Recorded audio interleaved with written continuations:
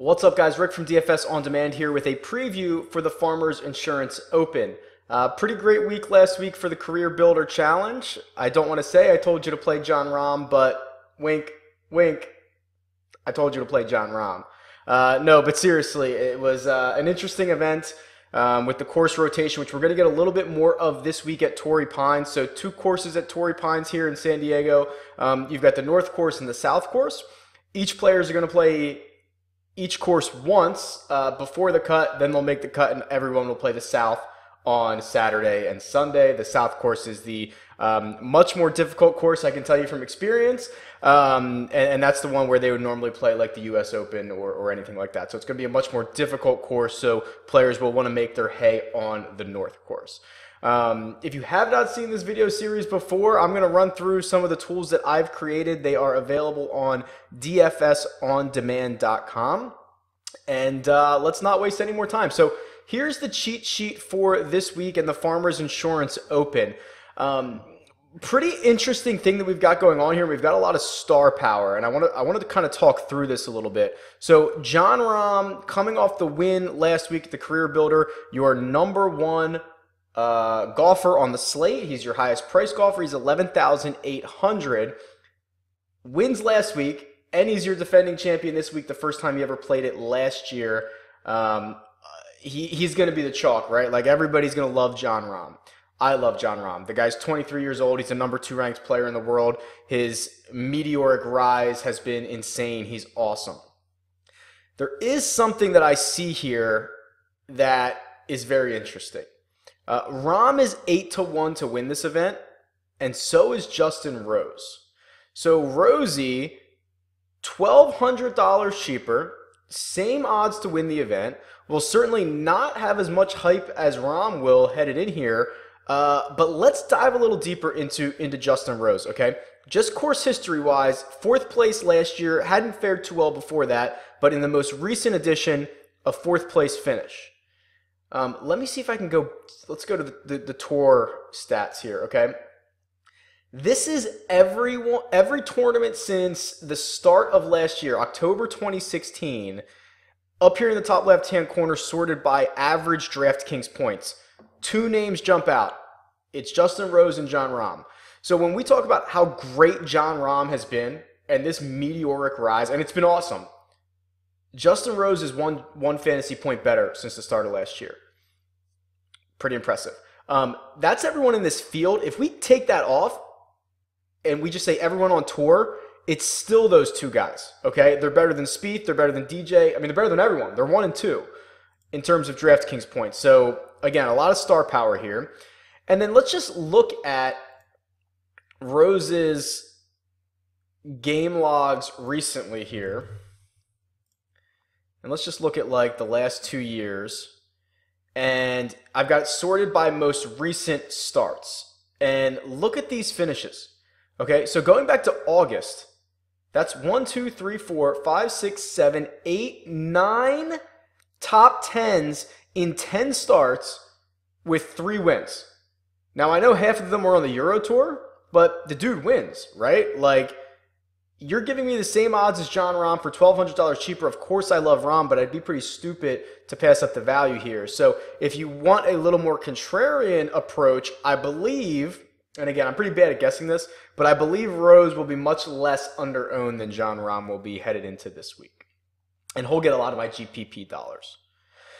All right, moving right along, what you'll notice about this event, and this is always the funny thing being here in Southern California, when you go watch this event, all the studs seem to miss the cut. It's always a bloodbath here. And I'm, every time we've been doing this spreadsheet, I've never seen anything like this, where Fowler's missed the cut 3 out of the last 4 years. Hideki's missed it twice in 4 years. Justin Rose himself has missed it. Jason Day's missed it twice. Like, Phil 3 times in the last 4 years. Like, this has just been an absolute bloodbath for top-tier players. I don't know if there's anything to it. I don't know if it's that they're starting, it's the start of the year, maybe they're getting back into things, and, for whatever reason, it just doesn't work here. Maybe it's just a small sample size. Maybe it's variance, but for whatever reason, take it for what it's worth.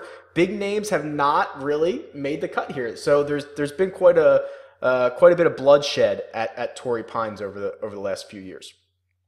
I suppose we have to talk about Tiger Woods. $9,700 for me is too much. I love Tiger Woods. I hope he goes out and wins this thing, and I have 0 shares of him. But he's $9,700. He threw together one really good round at the Hero World Challenge, faded on Sunday. Playing in a 19-man event in the Bahamas is much different than playing a full field event at Torrey Pines, where the rough is going to be a foot long and it's going to be difficult to get out of. This is where we're really going to see what Tiger Woods is capable of doing this year. I hope he really impresses us, but this is going to be a really good measuring stick. The real reason that I have a problem with playing him at $9,700 is Brian Harman's at $9,600. We're going to continue to go back to the well there again. He's 15-1 to win the event. You know how well he's been playing this year. You know, that 20th place last week at the Career Builder was his worst finish since the start of the swing season. A top 10 here last year. When you're comparing those two, it's going to be really difficult to pass up Brian Harman, but I wonder how much of the general public actually will, right? So when you have these two guys, you know, you're staring down the barrel, of these two guys at 97 and 9,600. I'm sure there's going to be a ton of casual fans dying to get on Tiger Woods. I'm very interested to see what the number on Brian Harman ends up being this week. Few other guys here down the list just to talk about. Snedeker, I was a pretty big investor in last week, and he missed the cut, which was unfortunate. But he has been one of the best players here historically. 10 times he's teed up at this event, and he's averaging 73 DraftKings points. I don't know if you remember back, it was a couple years ago, I guess it was the 2016 edition.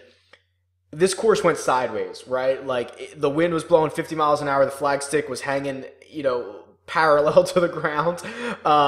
He was like even par on Sunday and made up 10 strokes because the entire field was significantly over par, and he ends up winning the thing, right? So he won a crazy one, and then he's actually won another edition. So he won it in 2012. He's got a couple of second places. You throw in a few more top 10s. Like, the dude knows how to play around here. It's the beginning of the year, and he hasn't been very inspiring thus far, but I think the miscut gets you a little better rate on his ownership. He's $9,000, which isn't a super big discount, but I think you get him at a pretty good rate here, so that's going to be hard to pass up.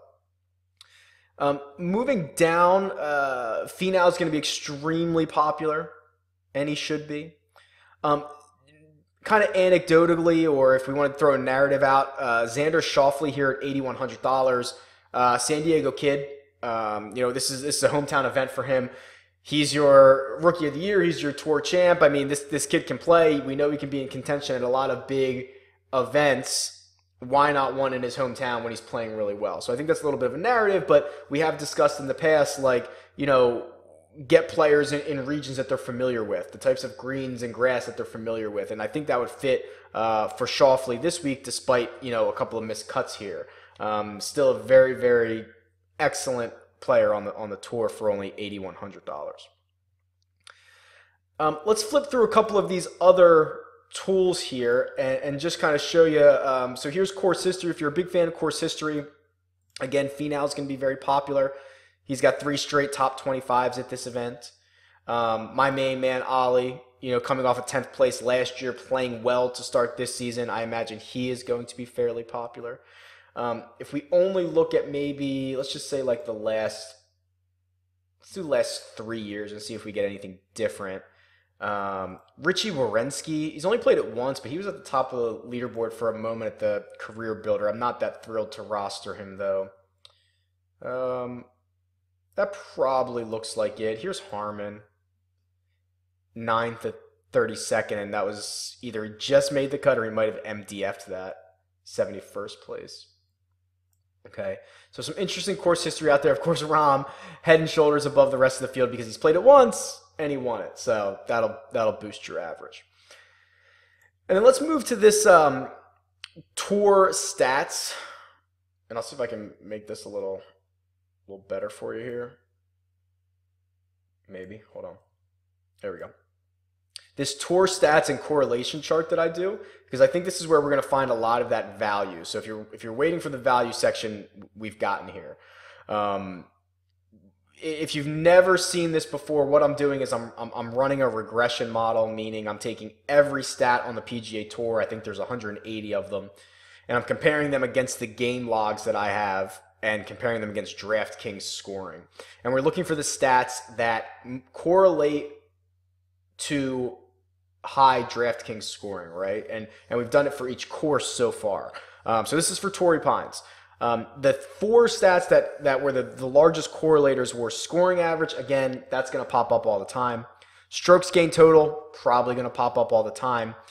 SFDA, we'll come back to that one. And then putts over 10 feet, again, kind of comes up all the time. So just in the few weeks that we've started doing this, it looks like there's always like 1 or 2 stats that kind of really pop here.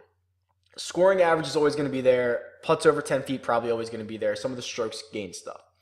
The one that was unique to Torrey Pines that popped off this week was SFDA, which I'll show you on the PGA Tour's website if you've never heard of this, because I had not until probably a couple months ago when I started doing this, is stroke differential field average. So the difference here is that they take the strokes that you are better than the field or worse than the field per round, per event. So that way you're not just doing it on a per event basis, and then guys who only play the easy events or soft field events, I guess I should say, are seeing a big boost. This is actually comparing it against peers who have played against the exact same conditions on the exact same course that you did on the same day. So it's a very interesting stat. And that's the one that pops off here. So I'm going to sort by SFDA, and we're going to see what happens. You usually always have the top tier players up here, right? It's no surprise it's Fowler, Matsuyama, and Rahm. Fowler being that far ahead of the field is pretty interesting. And then you get Francesco Molinari, who, if you're a Euro player, you know all about Molinari. If you've watched this video series, we talk about him a lot on second shot courses. Seems to always be undervalued, right? So I'm going to put a pin in that for a second, but Molinari pops off. Then you do get some of these guys that we kind of talked about, right? It's Finau, it's Snedeker, right? This is what I love about doing this. When you have a hunch, right? When you're like, okay, this would probably be a good course for Brandt Snedeker or for Molinari or for whatever, Tony Finau. And then you run the model and it backs it up. You're like, okay, that's freaking awesome. Like, great. Now it makes sense, right? And that's what's happening here. Lucas Glover, a guy who continues to play well, $7,100, and he's top 12 in this SFDA stat that appears to be pretty significant this week. If we go back to scoring average, again, no surprises here, but when you start to get the first value guys, it's Molinari, it's Stanley. These are guys we've talked about this is what's great about this. We've talked about this. One of these guys, eventually, one of these value guys are going to pop off, they're going to win, they're going to go up $1,500 in salary. We're trying to get them all before that happens, and you're starting to see the same types of players here. Glover, Finau, Stanley, Snedeker, all guys that will be making up a large portion of all my lineups. Again, here's strokes gained total. Molinari is a great strokes gained player, especially approach, so he pops up again.